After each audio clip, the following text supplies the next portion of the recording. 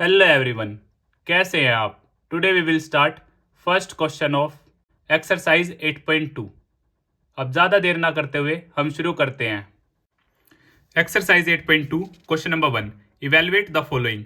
इसमें आपके total 5 parts हैं। इस क्वेश्चन को हम पार्ट वाइज सोल्व करेंगे। तो टेबल हम कंप्लीट कर चुके हैं। आपको ये सभी वैल्यूज काफ़ी अच्छी तरह याद होनी चाहिए, तभी आप इस एक्सरसाइज को अच्छी तरह सोल्व कर पाओगे। या फिर हम टेबल फॉर्मेशन कैसे करेंगे और इसको लर्न कैसे करेंगे, हम बेसिक में इसके बारे में काफ़ी अच्छी तरह बात कर चुके हैं। तो हम स्टार्ट करते हैं question number 1।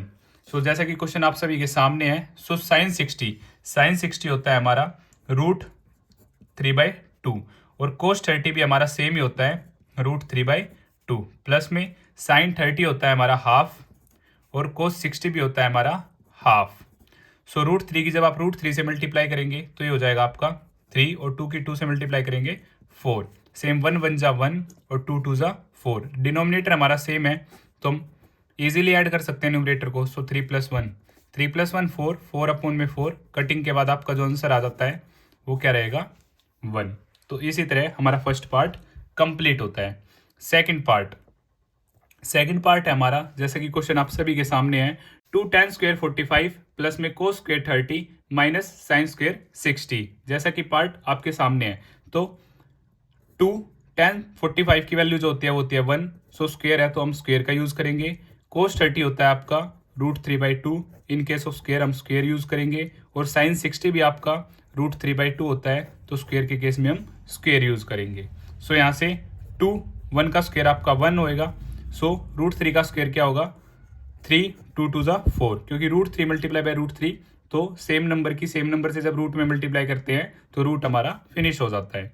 So in case here again 3 2 2 जा 4। सो ये पॉजिटिव ये नेगेटिव, ये हमारा क्या हो जाएगा कट, और 2 1 जा 2, यही हमारा क्या होगा आंसर होगा। तो इसी तरह हमारा सेकंड पार्ट भी कंप्लीट हो जाता है। अब हम बात करते हैं थर्ड पार्ट के बारे में। थर्ड पार्ट कोस 45 डिग्री अपॉन में सेक 30 प्लस में कोसेक 30। तो जैसा कि क्वेश्चन आप सभी देख पा रहे हैं तो हम स्टार्ट करते हैं। सो कोस 45 की वैल्यू जो होगी वो आप सभी जानते हैं 1 अपॉन में √2 अपॉन में सेक 30 होता है हमारा 2 अपॉन में √3 और कोसेक 30 होता है हमारा 2। सो इसको अपॉन में हम 1 भी लिख लेते हैं। सो यहाँ से 1 अपॉन में √2 सेम, यहाँ से हमने एलसीएम लिया √3 और 1 का एलसीएम हमारा क्या होगा √3 से √3 कट हो जाएगा। 1 पे 1 की 2 से मल्टीप्लाई करेंगे आपका 2 आएगा। 1 के केस में √3 सेम, क्योंकि ये क्या होगा 1 √3 के डाउन जाएगा, डिवाइड करेंगे। सो √3 की जब आप 2 से मल्टीप्लाई करेंगे तो आपका होगा 2√3 एग्जैक्ट। और जब डाउन वन जो ये है डिनोमिनेटर जब हमारा फ्रैक्शन में है तो जब ये ऊपर जाएगा तो मल्टीप्लाई में क्या हो जाएगा उल्टा हो जाएगा रेसिप्रोकल। सो √3 अपॉन में 2 प्लस में 2√3 एग्जैक्ट। यहाँ तक कोई दिक्कत? तो अब हम क्या करते हैं इनकी मल्टीप्लाई करते हैं। सो √3 और यहाँ पर हमारा आ जाता है √2 2 प्लस में 2√3।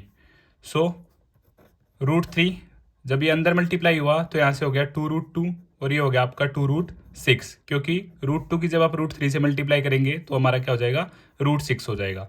सो यहाँ से √3 दोनों में 2 कॉमन है तो मैंने 2 कॉमन ले लिया। सो √2 प्लस में √6 ये मेरा क्या आ जाता है डाउन 1 आ जाता है।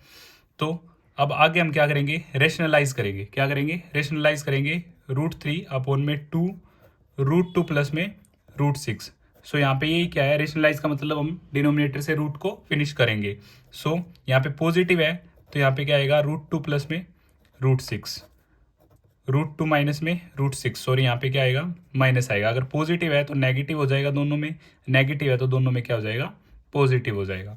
अब हम क्या करते हैं √3 की जब आप √2 से मल्टीप्लाई करेंगे तो आपका आएगा √6, √3 की आप √6 से मल्टीप्लाई करेंगे तो आपका आएगा √18 और अपॉन में 2 ये दोनों हैं तो यहाँ से हम बड़ा ब्रैकेट यूज़ करेंगे a + b a - b। तो यहाँ से आपका होगा √2 का स्क्वेयर माइनस में √6 का स्क्वेयर।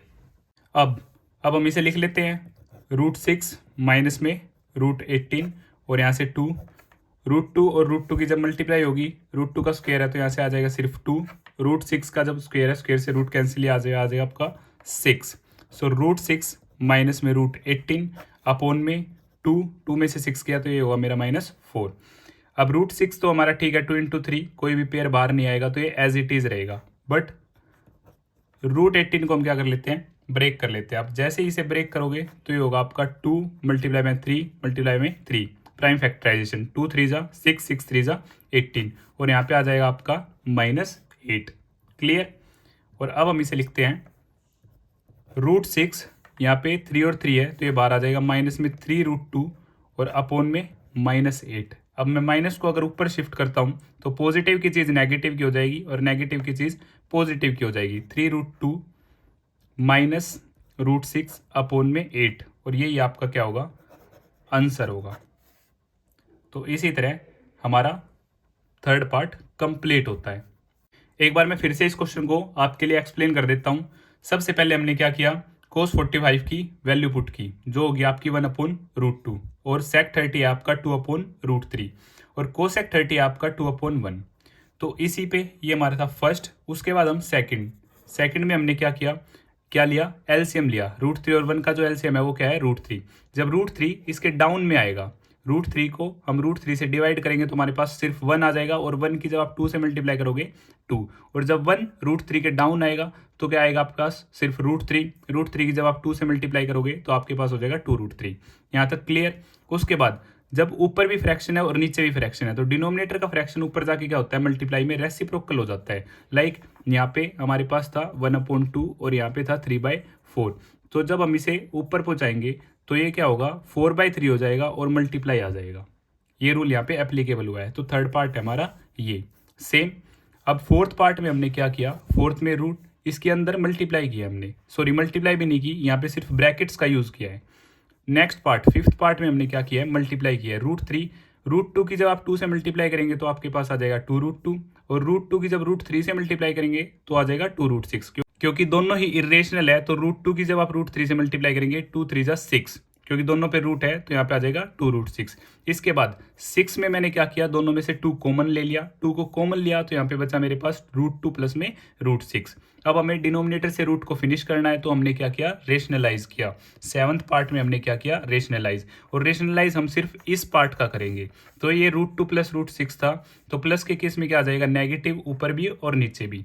यहाँ पे हमने क्या किया, ये रेशनलाइज किया। रेशनलाइज के बाद एट्थ पार्ट में हमने क्या किया, √3 की जब आप √2 से मल्टीप्लाई करेंगे √6 और √3 की जब आप √6 से मल्टीप्लाई करेंगे √18 और यहाँ पे ये सिर्फ नेगेटिव था, ये नेगेटिव आ गया और यहाँ पे 2 एज इट इज़। अब इन दोनों के बीच का प्रोग्राम है तो यहाँ पे मैंने बिग ब्रैकेट का यूज़ किया, a + b a - b। हालांकि आप यहाँ पे आइडेंटिटी भी मैंशन कर देना जो आप यूज़ कर रहे हैं, a² - b²। So a + b और a - b।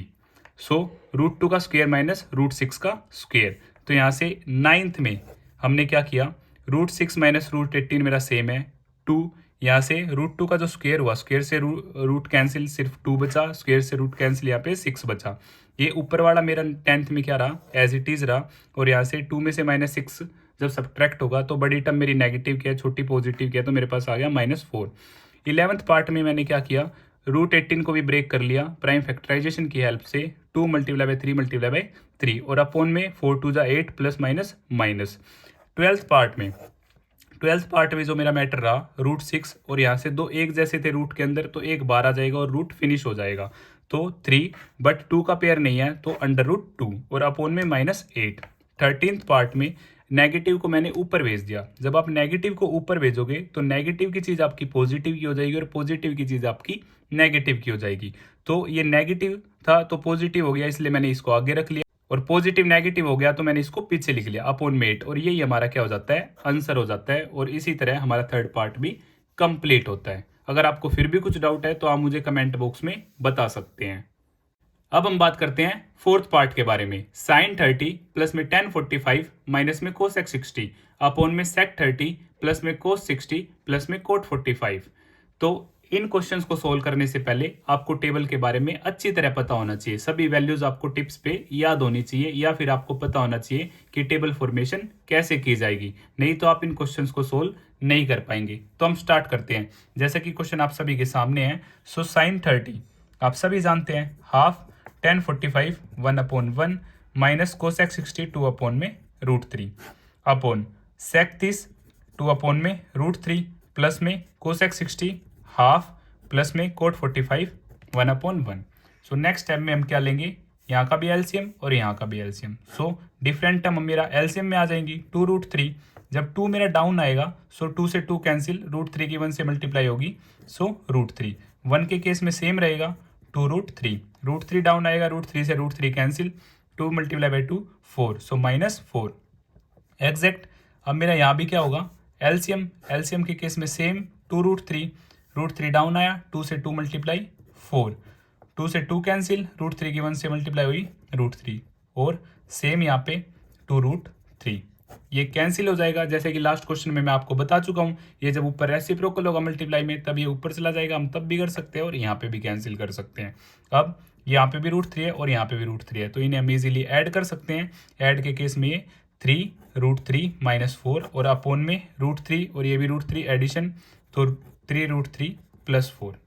अब हम क्या करेंगे, डिनोमिनेटर से रूट को फिनिश करने के लिए रेशनलाइज करेंगे। रेशनलाइज के केस में 3√3 -4 और यहाँ पे भी 3√3 -4 एग्जैक्ट। अब ब्रैकेट का यूज़ कर लेते हैं। यहाँ पे जो आप आइडेंटिटी यूज़ करेंगे a + b a - b, a + b a - b, तो ये होगा आपका a² - b² एग्जैक्ट। ऊपर a same, minus same, b same, तो ऊपर भी हम आइडेंटिटी का यूज़ कर लेंगे 3√3 -4 का होल स्क्वायर और यहाँ पे 3√3 का होल स्क्वायर -4 का होल स्क्वायर। यहाँ पे जो आइडेंटिटी यूज़ होगी a - b का होल स्क्वायर, a² प्लस में b² माइनस में 2ab। तो इसे हम सोल्व करते हैं, 3√3 का होल स्क्वायर प्लस में 4 का स्क्वायर -2 × 3√3 मल्टीप्लाई बाई 4 और यहाँ से 3 3 ज़ा 9, 9 3 ज़ा 27। जैसे ही आप इसे सोल्व करेंगे तो यहाँ से आपका आ जाएगा 27 और ये होगा आपका -4 4 ज़ा 16। अब इसको आप सोल्व करेंगे, सेम ये आपका आएगा 27, यह आएगा आपका 16 और 3 2 ज़ा 6, 6 4 ज़ा 24, सो 24√3 और अपोन में सब्ट्रैक्शन 11। अब 27 में जब आप 16 को ऐड करेंगे आपका आएगा 43 माइनस में 24√3 अपोन में 11 और यही क्या होगा आपका आंसर होगा। अब मैं आपको बता देता हूँ 3√3 स्क्वायर। काफ़ी बच्चों को प्रॉब्लम होगी कि ये 27 कैसे आया। सो 3√3 मल्टीप्लाई 3√3, सो 3 3 ज़ा 9। अब दोनों ही के पास क्या है √3, सो √3 की √3 से मल्टीप्लाई होगी तो रूट फिनिश हो जाएगा 3, सो 9 3 ज़ा 27। ये एक्सप्लेनेशन रही, तो यहाँ पे हमारा 4th पार्ट भी कंप्लीट होता है। अब हम बात करेंगे 5th पार्ट के बारे में। 5th पार्ट 5 cos² 60 प्लस में 4 sec² 30 माइनस 10² 45 अपोन में sin² 30 प्लस में cos² 30। अब वैल्यूज को हम पुट करते हैं और इस क्वेश्चन को सोल्व करते हैं। जैसे कि क्वेश्चन आप सभी के सामने है। सो 5 cos 60 होता है मेरा हाफ, सो हाफ स्क्वायर है तो हमने स्क्वायर का यूज कर लिया, प्लस में 4 sec 30 होता है मेरा 2/√3, स्क्वायर है तो हम स्क्वायर यूज कर लेते हैं, 10 45 1 और यहाँ पे स्क्वायर यूज कर लेते हैं क्योंकि 10 स्क्वायर था। सेम यहाँ पे sin 30 होता है आपका हाफ, सो हाफ का स्क्वायर प्लस में cos 30 होता है आपका √3/2 स्क्वायर। क्लियर।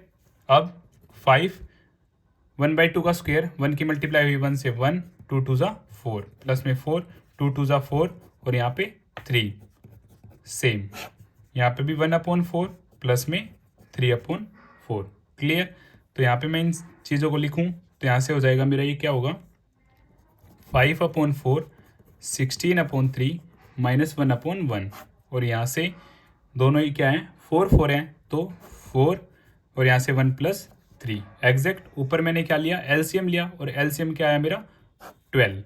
सो 4 3 ज़ा 3 5 ज़ा 15, 3 4 ज़ा 16 क्या 4 से मल्टीप्लाई करेंगे तो डायरेक्ट 64 और 1 के टेबल में 1 12 ज़ा 12, सो 12 1 ज़ा 12 और नीचे 4/4 ये कैंसिल होकर मेरा 1 हो जाएगा, बाद में मुझे अब नीड नहीं होगी। 15 और 64 को जैसे ही मैं ऐड करता हूँ तो मेरे पास आता है 79 माइनस 12 और अपॉन 12 और नीचे 1 है तो अब मैं नहीं लिखूंगा। अब 79 में से जब 12 सब्ट्रैक्ट होगा तो 67 अपॉन में 12 कटिंग पॉसिबल नहीं है, तो यही क्या हो जाएगा मेरा आंसर। और इसी तरह हमारा क्वेश्चन नंबर 1 कंप्लीट होता है सभी 5 पार्ट्स के साथ। और अगर आपको यह वीडियो पसंद आई तो इसे लाइक, शेयर एंड सब्सक्राइब करना ना भूलें। In case of any doubt आप मुझे मैसेज भी कर सकते हैं 9560024787 पर, या फिर आप अपनी डाउट कमेंट बॉक्स में भी लिख सकते हैं। Thank you.